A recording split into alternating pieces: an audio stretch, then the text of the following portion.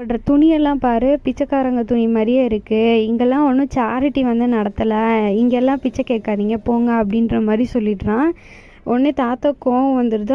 அவனை திரும்பி முறைக்கிறான். என்ன நான் சொன்னது தப்பா அப்படின்னு சொல்லிட்டு கேட்டுட்டு அந்த கேட் கீப்பர் வந்துட்டு அவன் தாத்தாவை அடிக்க வரான். தாங்சனுக்கு கோவம்.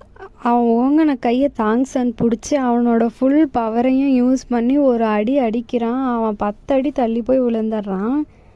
கேட் கீப்பர் வந்து 10 அடி தள்ளி போய் விழுந்துடுறான்.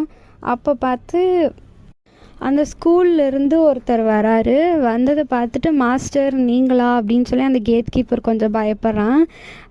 பார்த்துட்டு அந்த ஓல்டு தாத்தா கிட்டே இருந்து அந்த தாத்தாட்ட இருந்து லெட்டரை வாங்குறான்.